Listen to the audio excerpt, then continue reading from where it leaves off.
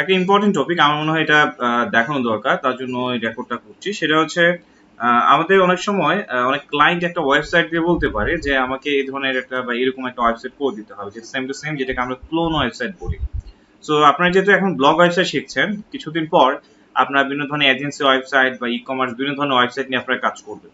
তো যখন কোনো ক্লায়েন্ট আপনাকে একটা ওয়ার্ডপ্রেস ওয়েবসাইট দিবে, প্রথম বিষয়টা হচ্ছে যে লিঙ্কটা আপনাকে দিচ্ছে সেটা আসলে ওয়ার্ডপ্রেস ওয়েবসাইট কিনা, আর সেটা একটা কনফার্ম হওয়া যায়। তার পাশাপাশি আরো কিছু বিষয় থাকে, যেমন হচ্ছে ধরেন যদি ওয়ার্ডপ্রেস ওয়েবসাইট থাকে, এখানে কোন ধরনের থিম, কি প্লাগইন ইউজ করছে, এই বিষয়গুলা খুঁজে বের করা কিছু টেকনিক আপনাদেরকে দেখাবো। যেমন আমি কয়েকটা ওয়েবসাইট দেখাচ্ছি, যেমন ধরি pnserver.com, এটা একটা ওয়েবসাইট, অন্য একটা ওয়ার্ডপ্রেস ব্যতীত একটা ওয়েবসাইট। তারপর ধরেন আমার যেটা ভালো লাগে jaki.me, ব্লগ ওয়েবসাইটের মধ্যে মোটামুটি এটা, এছাড়াও অনেক আছে। সো আমি ওয়েগুলা দেখাই। এখন ধরেন এই তিনটা ওয়েবসাইট কিভাবে কি কি থিম এন্ড কি কি প্লাগইন করে ইউজ করা হয়েছে সেটা আমি খুঁজে বের করতে চাই। সো মার্কেট প্লেসে এই ধরনের প্রবলেম সম্মুখীন আপনারা হতে পারেন। তো তার জন্য আপনি একটা ওয়েবসাইট সাহায্য নিতে পারেন। আমার ওয়েবসাইটটার নাম মনে নাই, আপনি লিখতে পারেন থিম ফাইন্ডার বা WP থিম ফাইন্ডার, এরকম নাম লিখলে এরকম থিম ফাইন্ড আউট করার জন্য এরকম অনেক কিছু আছে। যেমন আমি একটা ওয়েবসাইট পেয়ে গেলাম, এই একটা ওয়েবসাইট WP থিম ডিটেক্টর, এটাও হবে।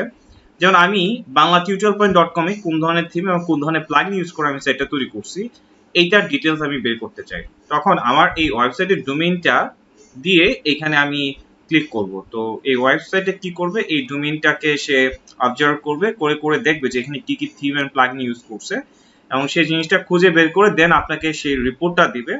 এন্ড সেই রিপোর্ট দেখে আপনি বুঝে ফেলতে পারবেন যে এই ওয়েবসাইটে কি কি থিম এন্ড কি কি প্লাগইন ইউজ করা হয়েছে।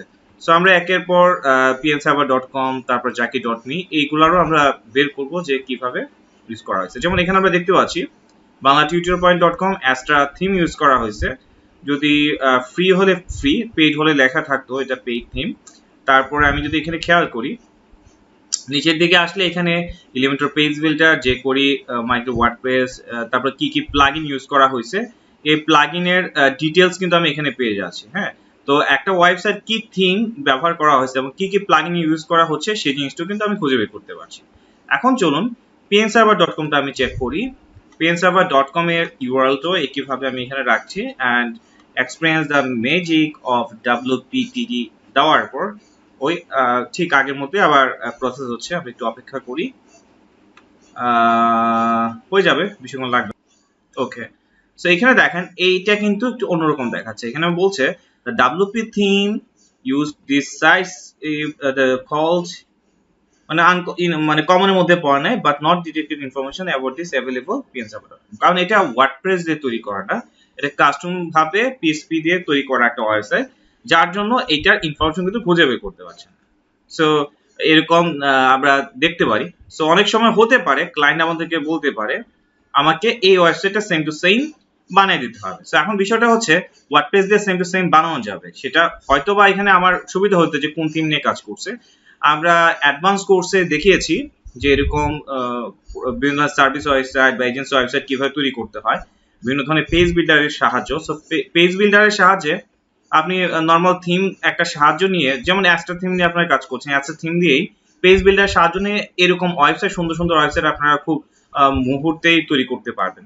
এরকম অনেক প্রজেক্টে আপনাদের দেখানো হয়েছে, যেমন লাইক হচ্ছে ক্লোন, আমি এটা একটা সাবডোমেন আছে, আমার কাজগুলো বিভিন্ন ধরনের সাবডোমেনে আপলোড করে রাখি, যাতে করে আমি নিজে দেখতে বা বিভিন্ন ধরনের ক্লায়েন্টকে সাবমিট করতে আমার সুবিধা হয়। সো এরকম বিভিন্ন ধরনের প্রজেক্ট আমি দেখাবো, এটা লোড হয়ে যাক, কারণ এটা একটা লো সার্ভারে রাখা, যার ফলে একটু লোডের পরিমাণটা একটু বেশি, এবং স্পিড অপটিমাইজেশন করা হয় না। স্পিড অপটিমাইজেশন এই যে লোড নিচ্ছে, স্পিড পরিমাণ খুব বেশি নিচ্ছে। হ্যাঁ, সো এগুলো স্পিড অপটিমাইজেশনের কিছু আছে, এগুলো ঠিক করা যায়। যেমন আচ্ছা, এখানে আরেকটা ডোমেইন আছে, এটা সাবডোমেইনে আবার একটা সাবডোমেইন করা। আমি আরেকটা ওয়েবসাইট দেখাচ্ছি, এটা একটু আগে আপনাদের যে প্র্যাকটিস পারপাস দেখানো হয়েছিল এই ওয়েবসাইটটা। সো এটা লোড হোক, লোড হয়ে গেছে, এটা ভালো ফাস্ট।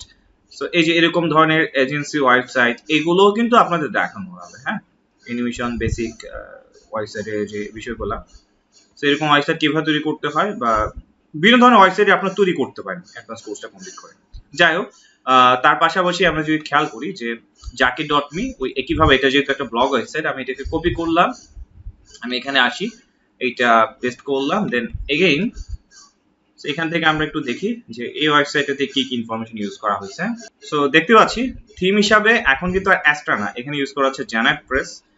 প্লাগইন হিসাবে কি কি ইউজ করছে আমরা একটু খেয়াল করি। WP রকেট ইউজ করা হয়েছে স্পিড অপটিমাইজেশনের জন্য, আক্সমি স্প্যাম প্রোটেকশন এন্ড জ্যাকমি plugin, Yoast SEO, Site Kit by Google, এরকম অনেক প্লাগইন তারা ইউজ করেছে। সো এতটুকু পর্যন্ত থাকবে, হ্যাঁ।